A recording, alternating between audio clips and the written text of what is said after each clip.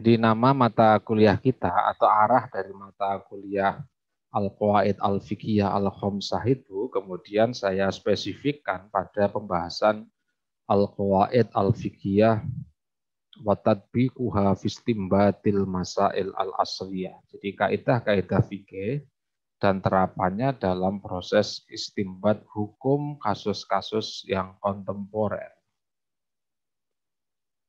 Nah, karena saya menduga bahwa teman-teman sudah pernah belajar tentang Al-Qawaid Al-Fiqhiyah atau setidaknya sudah mengetahui itu sehingga nanti di samping untuk mengurai lebih dalam tentang qawaid-qawaid fikih itu juga bagaimana kaidah fikih itu ketika digunakan di dalam proses istinbatil ahkam.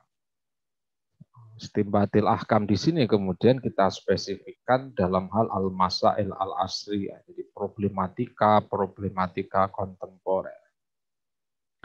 Ada satu pertanyaan mendasar yang kiranya patut saya sebutkan di sini. Apakah bisa al-qawaid al-fiqhiyah itu kemudian digunakan di dalam upaya istinbatil ahkam? Bukankah al-qawaid al-fiqhiyah itu adalah induksi, sebuah kaidah induksi dari fikih itu sendiri? Bagaimana mungkin simpulan fikih digunakan untuk beristimbat di dalam masalah fikih?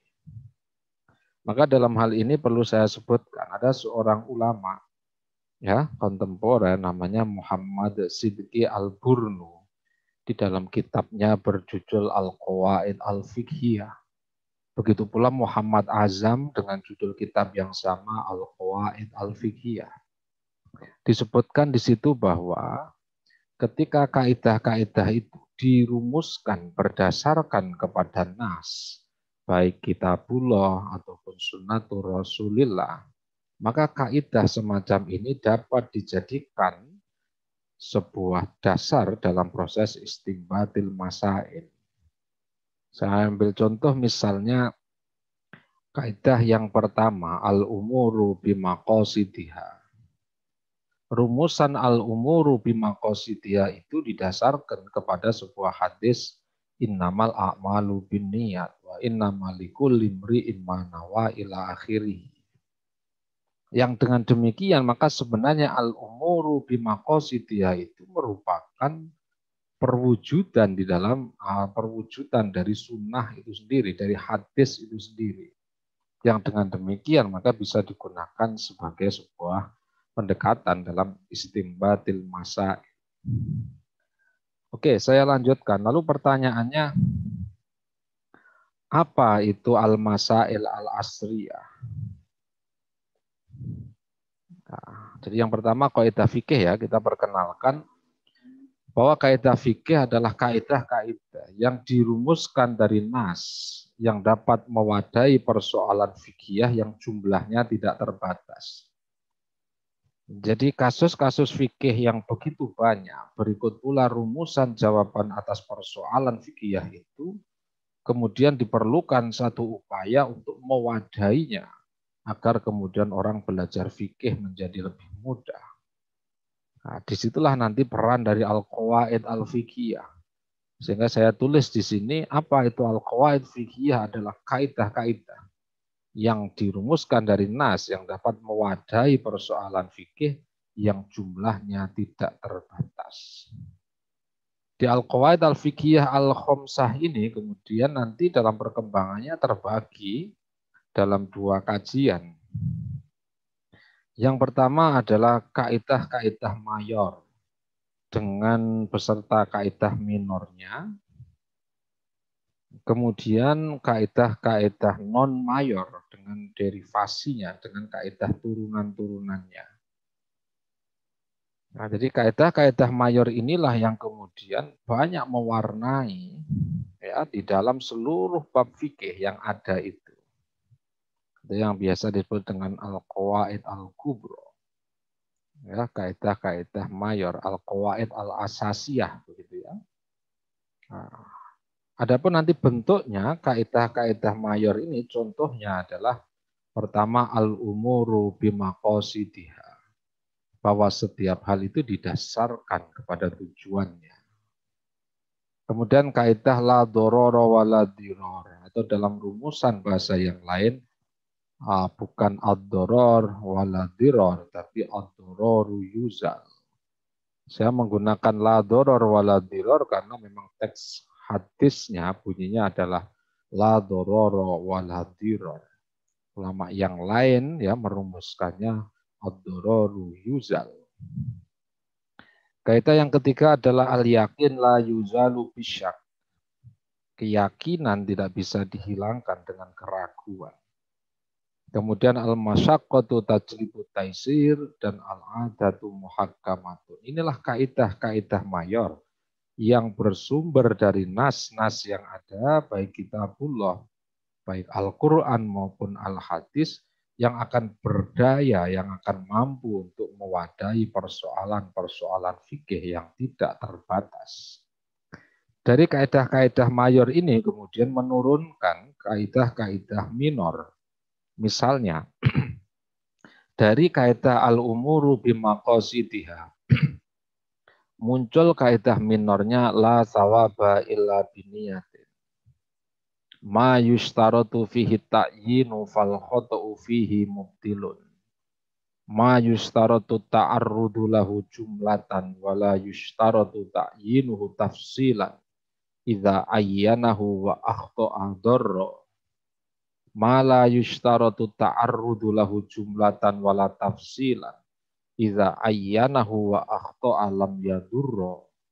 Maqasidul lafzi ala niyatil lafzi yuqsadu minan niyafil ibadah tamyizuha anil ada wa tamyizu ba'diha am ba'din.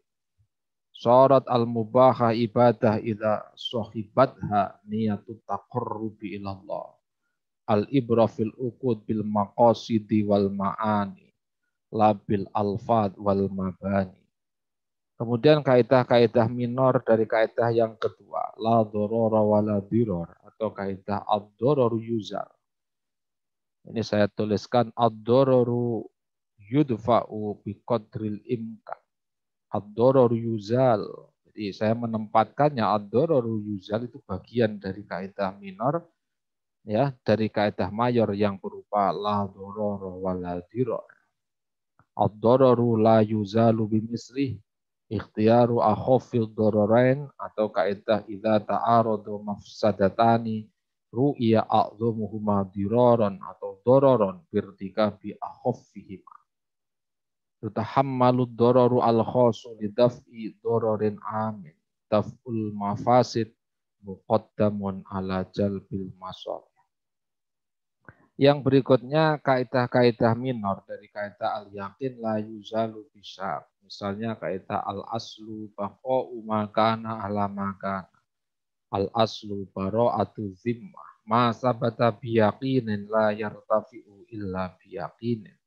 Al-aslu fi sifah awil umuri al-aridati al-adam. Al-aslu idafatul hadisi ila aqrabi al-qadihi. Al-aslu fil asya'i al-ibahatu. Al-aslu fil afdoi at-tahrim. La ibrata lid-dilalati fi muqabalati tasrih. La yungsabu ila sakitin qawlun. Walakinis sukutu fi ma'radil hajati ilal bayani bayanun. La ibrata bit-tawahumi. La ibrata bizonnil bayyinu khata'uhu. Al-mumtana'u adatan kal-mumtana' hakikatan. Atau al-mumtani'u adatan kal-mumtani'i hakikatan. La hujjata ma'al ihtimalin nasyi'i anid dalilin. Kemudian kaidah dari al-masyaqqatu tajribu taisir, kaidah minornya idza daqal amru ittasa'a wa idza tasa'a al-amru daqa. Ad-daruratu tubihul mahzurat. Ma ubiha lid-darurati yutaqaddaru biqadariha. Ma jaza li udrin batala bizawali. Al-hajatu tangzilu manzilatad darurah ammah kanat aw khasah. Al-ittiraru la yubtilu haqqal ghair. Kaidah yang kelima ada kaidah minor dari kaidah mayor yang kelima al-adatu muhakkamatun. Ini misalnya adalah kaidah istimalun nasi hujjatun yajibul amalu biha. Innama tu'tabarul adatu idza taradat aw ghalabat. Al ibratu lil ghalibi syai'i la lin nadir.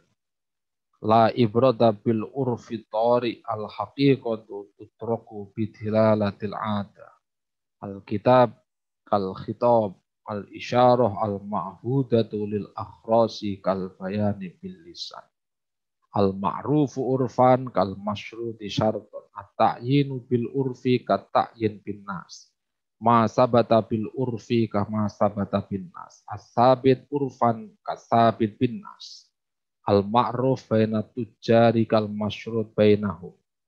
La yungkaru tahuyyurul ahkami bitahuyyuril azman. Itu contoh kaidah-kaidah yang minor ya.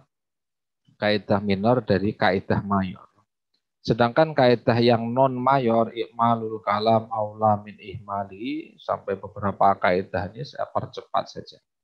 Berikutnya tentang kasus kontemporer. Jadi tadi sudah dijelaskan apa maksud kaidah fikih itu, terus bentuk-bentuk kaidah mayornya apa, bentuk kaidah minornya apa, bentuk kaidah-kaidah non mayornya dengan derivasinya sudah disebutkan. Sekarang kita masuk, apa itu masalah kontemporer yang akan dikaji di dalam persoalan ini. Adalah masalah yang muncul dewasa ini, terutama akibat akselerasi ilmu pengetahuan dan teknologi modern. Nah, inilah masalah kontemporer yang dimaksud. Jadi masalah-masalah yang muncul, ya, yang diakibatkan dari akselerasi ilmu pengetahuan dan teknologi, di mana belum diistimbatkan oleh para a'immatil madzhab pada fikih hipotesis atau fikih takdiri mereka. Sehingga nanti kalau teman-teman ingin membahas, saya ini akan membahas apa ya persoalan yang akan saya perspektif menggunakan al-qawaid al-fiqhiyah. Cara untuk mengetahuinya pertama adalah tentukan bahwa permasalahan yang diangkat itu adalah permasalahan yang muncul akibat pengetahuan, akibat akselerasi ilmu pengetahuan dan teknologi modern. Yang kedua, permasalahan itu belum dibahas oleh ulama-ulama fikih dalam fikih takdirinya, fikih hipotesis atau fikih perkiraan. Nah, di antara beberapa masalah kontemporer misalnya soal transplantasi, soal cloning, soal tes DNA, rekayasa genetika, bank sperma, ovum, bank ASI, pemilu demokratis, bom bunuh diri, dan lain sebagainya. Jadi saya harapkan nanti teman-teman untuk menemukan isu-isu baru yang sekiranya itu muncul akibat perkembangan ilmu pengetahuan dan teknologi, di mana kajian itu belum banyak atau belum ditemukan di dalam kitab-kitab fikih. Sehingga kemudian kajian kita ini akan menemukan satu hal yang relatif segar, relatif baru dibanding kajian-kajian yang ada. Nah, cara penerapannya gimana? Prosedur penerapan qawaid fikih ya.